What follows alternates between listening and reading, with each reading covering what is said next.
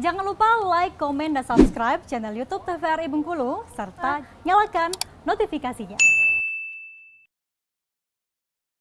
3 DPR RI mendukung Kejaksaan Tinggi Bengkulu tuntaskan penyidikan dugaan korupsi replanting sawit Bengkulu Utara tahun 2019-2020.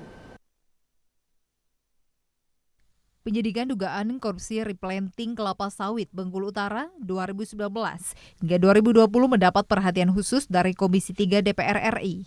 Saat pertemuan singkat dengan Kajati Bengkulu beserta jajaran, Komisi 3 DPR RI minta penyidikan kasus dugaan korupsi replanting sawit Bengkulu Utara segera dituntaskan karena kerugian keuangan negara cukup besar, mencapai 13 miliar rupiah. Selain itu, Komisi 3 DPR RI juga minta Kejati tidak tebang pilih dalam menentukan pihak yang harus bertanggung jawab dalam kasus tersebut. Sementara mengenai pro kontra adanya seorang tersangka dugaan korupsi replanting sawit, ada yang dilantik Kades. Menurut Komisi 3 DPR RI, hal itu tidak masalah.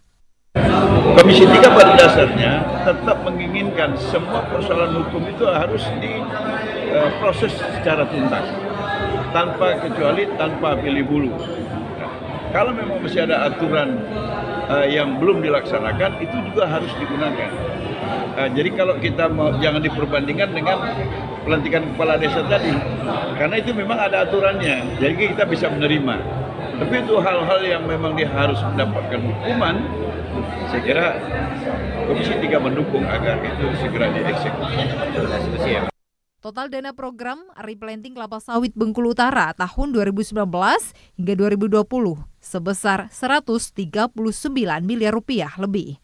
Dalam pelaksanaannya, keempat tersangka yakni AS, Ketua Kelompok Tani Rindang Jaya, ED, Sekretaris Kelompok Tani Rindang Jaya, dan SO, Bendahara Kelompok Tani, dan PO Kepala Desa Tanjung Muara.